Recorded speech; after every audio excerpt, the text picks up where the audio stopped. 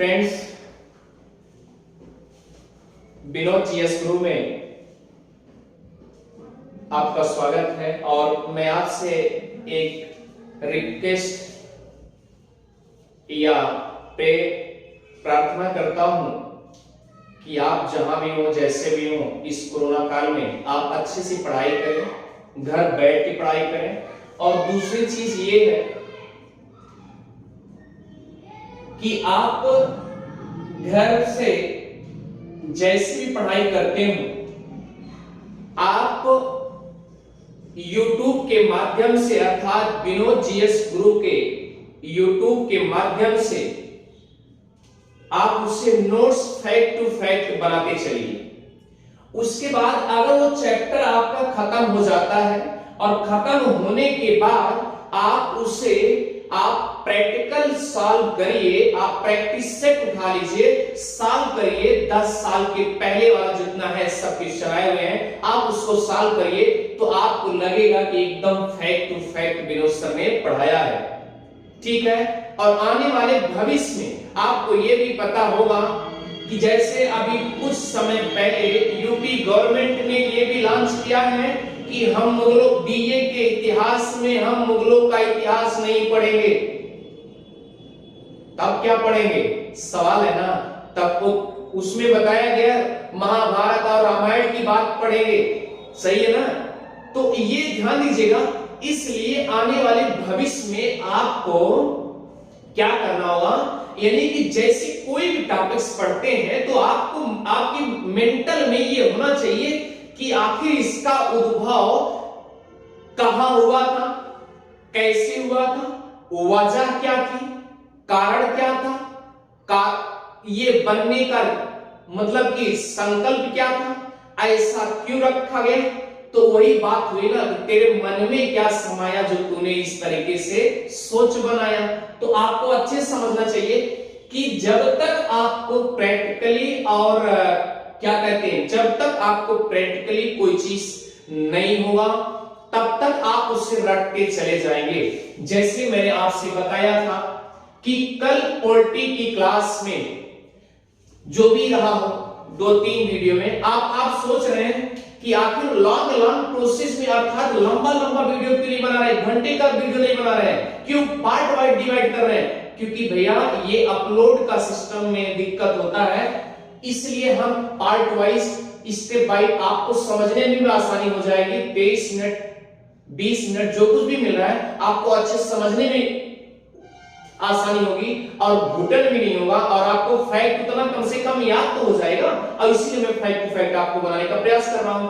ठीक, thank you भैया। तो हम ये चाह रहे हैं, आइए चलते हैं पॉलिटी को मूल अधिकार आगे बढ़ा देते हैं कि मूल अधिकार में आपको ये बताया गया था कि मूल अधिकार की बात चल रही थी। तो मूल अधिकार में याद रखिएगा हमने आपसे बताया था कहां तक बात चली थी, कराची का अधिवेशन। ठीक है। तो याद रखिएगा कराची का अधिवेशन 1931 जिसकी अध्यक्षता अधिवेशन याद रखिएगा, या कराची का अधिवेशन लिख लीजिए, कराची का अधिवेशन। अगर कोई पूछे अधिवेशन मीन्स क्या होता है प्यारे, तो याद रखना बैठक। अधिवेशन मीन्स क्या होता है? बैठक मतलब ये कहने का मतलब हम बैठ गए तो ऐसा नहीं होगा। कहने का मतलब 2-4 सदस्य जैसे होंगे या 5 सदस्य होंगे, जो भी कमेटी के द्वारा गठित किए गए सदस्य, वो क्या करते हैं, कहीं मीटिंग करते हैं। मीटिंग करेंगे तो खड़े थोड़ी भी करेंगे, खड़े थोड़ी मीटिंग हो जाएगी। वो आराम से कहीं बैठक करेंगे, बैठ करके मीटिंग करेंगे, वही अधिवेशन होता है। अधिवेश झुकना यानी किसी चीज कहीं झुकेंगे तो इसका मतलब झुक कर एकदम बैठ गया है, पूरा बैठ गया ना, तो वही अधिवेशन सिस्टम हुआ।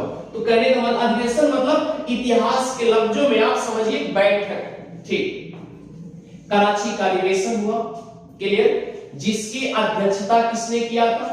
सरदार पटेल जी किए थे। सरदार पटेल जी किए थे, यानी सरदार पटेल के द्वारा इसकी अध्यक्षता की गई थी।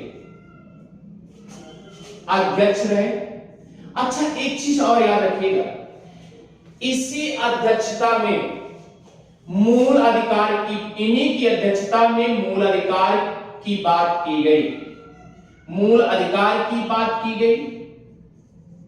अच्छा प्यारे, अब मूल अधिकार की बात तो की गई, लेकिन मूल अधिकार में तो ढेर मूल अधिकार है ना, तो लेकिन इसमें मूल अधिकार में क्या क्या स्पेशल बात की गई, तो याद रखना प्यारे, इसमें बात ये है, इसमें बात ये है कि इसमें बात क्या है, इसमें पहली चीज तो अभिव्यक्ति की बात की गई। किसकी बात की गई?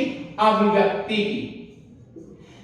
यानी कि यह व्यक्ति, हम स्वतंत्र हो कुछ व्यक्त करने के लिए, हमारे अंदर अभिव्यक्ति मतलब कि हमारे अंदर क्या है उसी में व्यक्त करना चाहता हूं। और पहले के जमाने में छूट नहीं था, आप नहीं बोल सकते थे, बिल्कुल नहीं बोल सकते थे। अब सोचिए कितना जुआ पे लगाम, यानी कुछ भी बोल देते थे, जुआ पे लगाम होता था। क्यों बोल दिए, क्यों बोल दिए?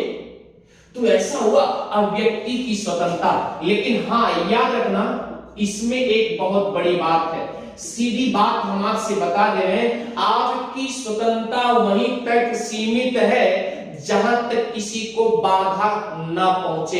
इतना ही वर्ड समझिएगा कि आप इतना ज्यादा ना बोल दीजिए किसी की स्वतंत्रता, आपकी स्वतंत्रता छीन हो जाए किसी के अंदर, तो ऐसा ना बोलिएगा, ठीक है, ध्यान दीजिएगा।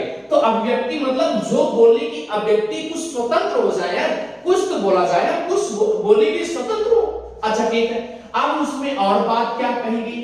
ये कहा गया कि प्रेस एवं संगठन की स्वतंत्रता हो, प्रेस एवं संगठन की स्वतंत्रता हो, प्रेस एवं संगठन की स्वतंत्रता हो।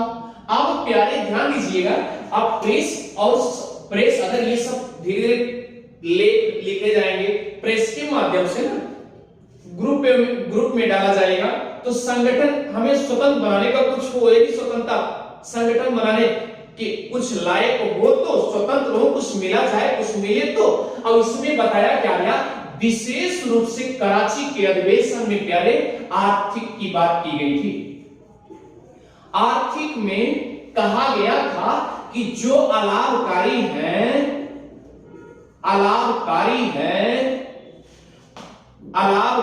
जोतों में, यानी जो अलाभकारी जोते खेत या जोते जाते थे, जिससे कोई फायदा नहीं होता था, जिससे कोई लाभ नहीं होता था, उसमें छूट दिया जाए, करों में छूट दिया जाए, करों में छूट दिया जाए,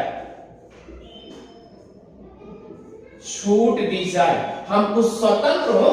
पहले जमाने में इतना कर लाभ दिया जाता था, इतना कर लाभ दिया जाता था कि एक आम जनता तो एकदम परेशान हो जाती थी ना। तो भैया अब अलाभकारी जो करो, जिस खेत में से हमको कुछ मिलना ही नहीं है, उससे भी हमको, अगर उससे भी क्या होता था, टैक्स भरना पड़ता, तो दिक्कतें बढ़ेगी।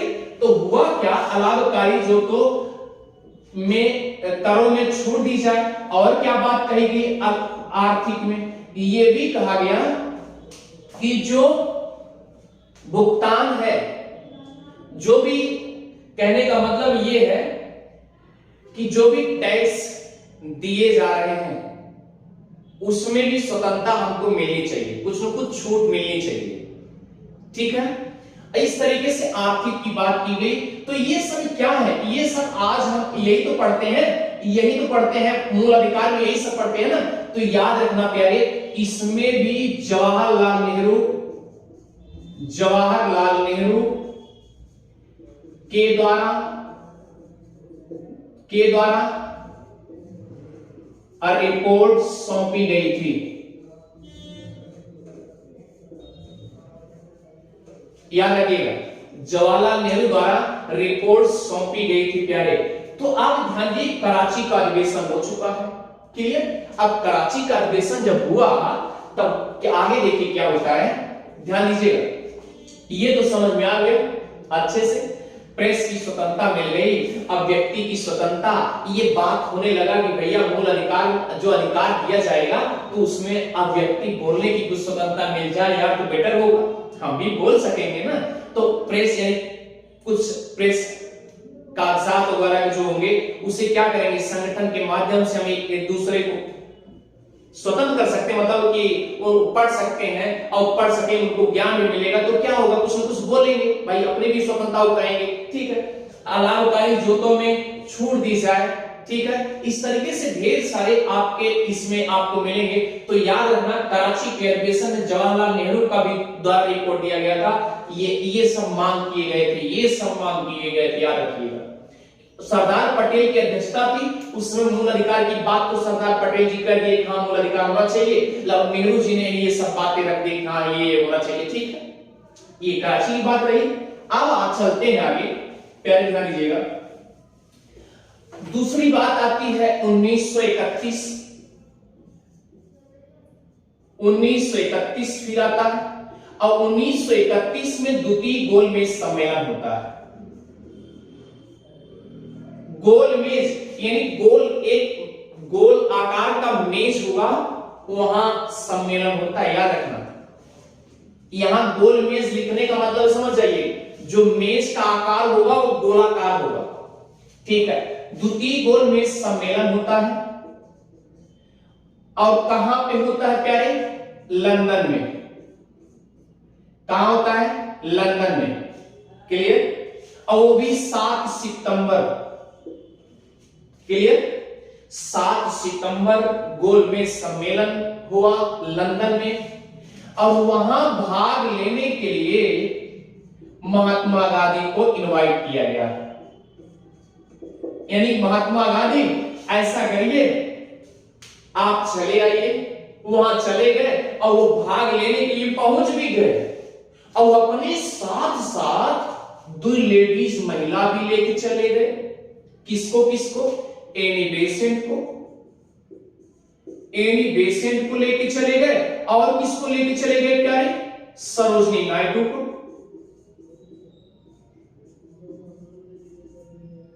यानी सरोजनी नायडू और एनी बेसेंट उनके साथ साथ चले गए, और चले गए लंदन में चले गए, तो वहां पर ध्यान दीजिएगा, वहां पर स्वतंत्रता की मांग की गई।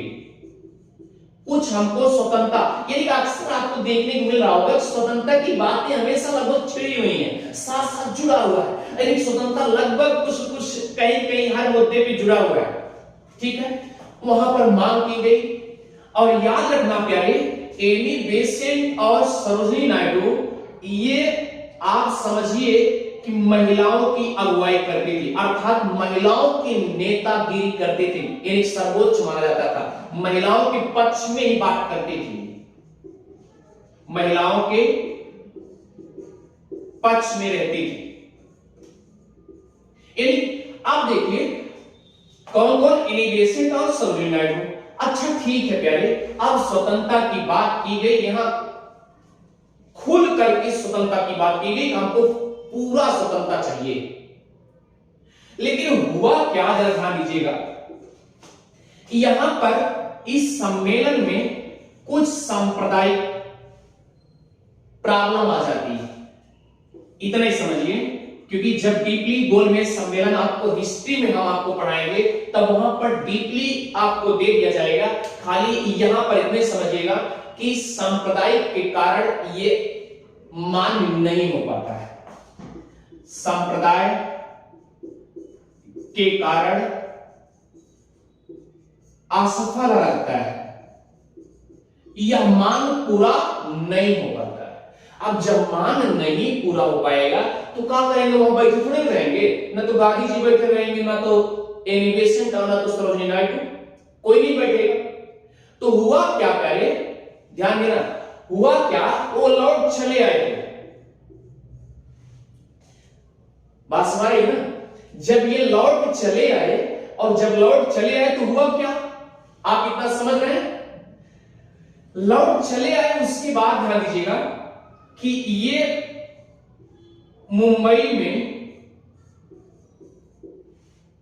या आप ये समझिए, ये मुंबई में, सॉरी मुंबई छोड़ दीजिए, ये चले आए, फिर पुनः क्या किए, असहयोग,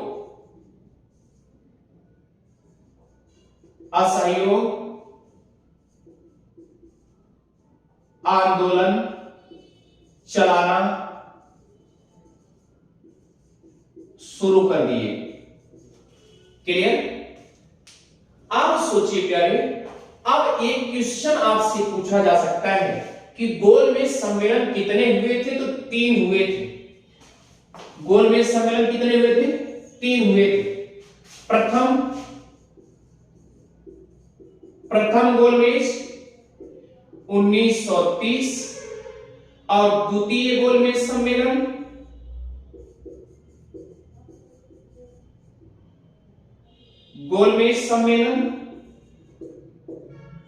31 और तृतीय गोलमेज सम्मेलन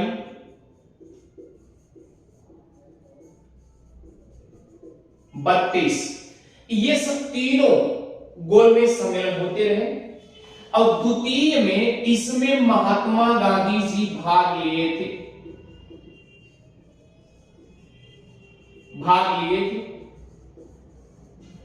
लेकिन याद रखिएगा, अगर आपसे क्वेश्चन पूछ लिया, कभी कभी भाई एग्जामिनर है वो पूछ सकता है कि निम्न में से किस गोलमेज सम्मेलन में, ये आईएएस में पूछा जा चुका है, ये आईएएस वाले पेपर में पूछा जा चुका है कि निम्नलिखित में से किस गोलमेज सम्मेलन में महात्मा गांधी जी भाग लिए थे? तो याद रखना द्वितीय।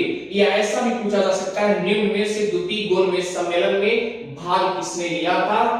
तो याद रखिए महात्मा गांधी जी। क्लियर?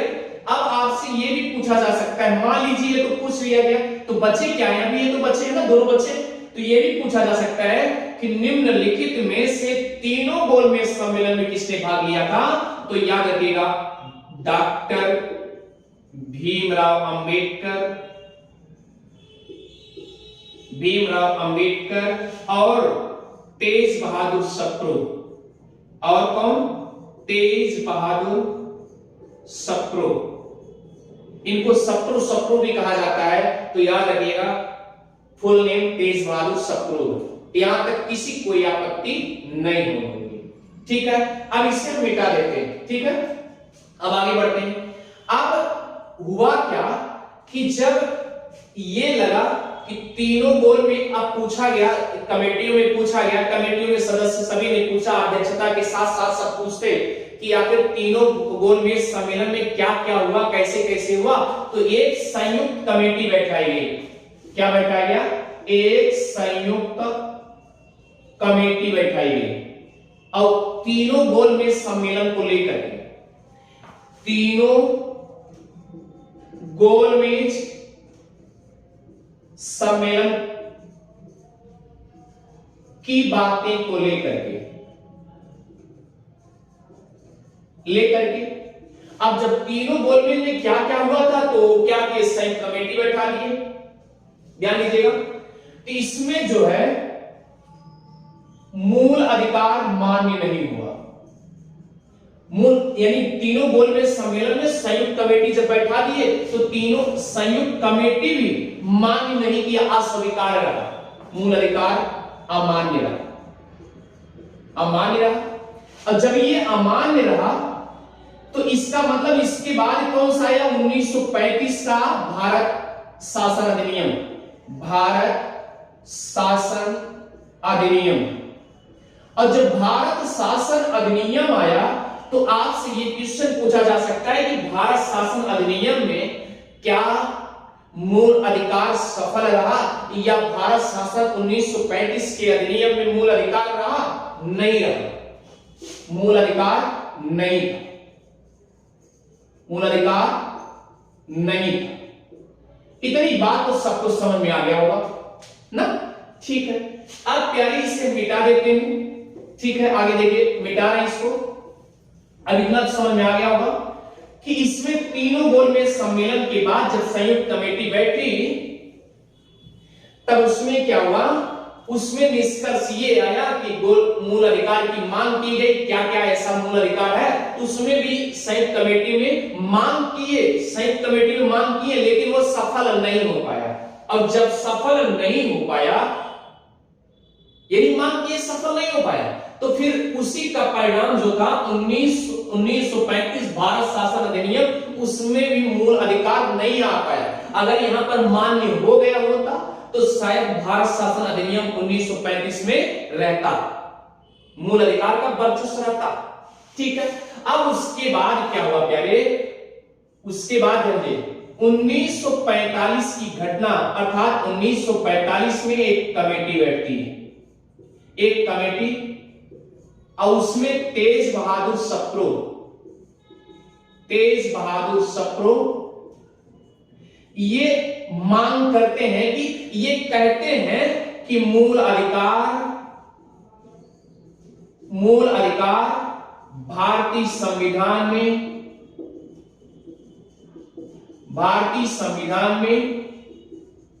होने चाहिए।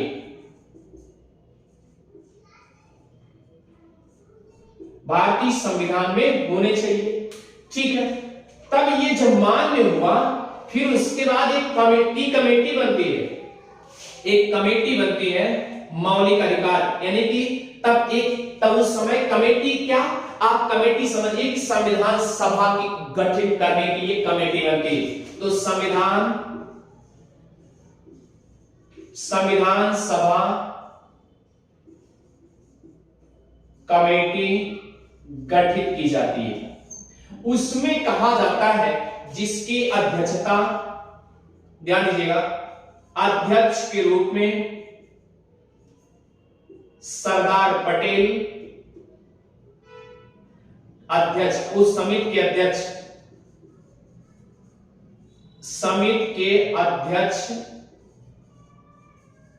सरदार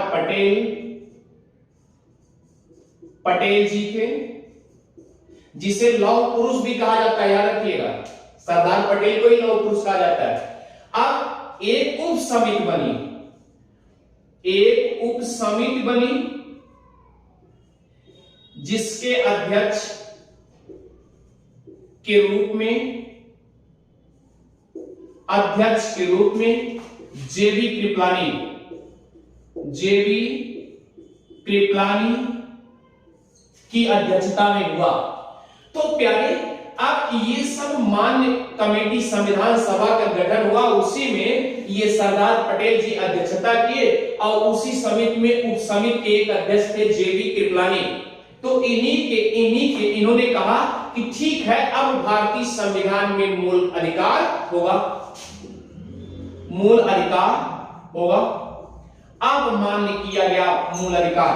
तो अब यह देखा गया कि संविधान सभा में गठित किया गया कि आखिर मूल अधिकार रखा कहां जाएगा, संविधान किस भाग में रखा जाएगा, तो याद रखिएगा भाग 3 में रखा जाएगा। कहां रखा जाएगा, भाग 3।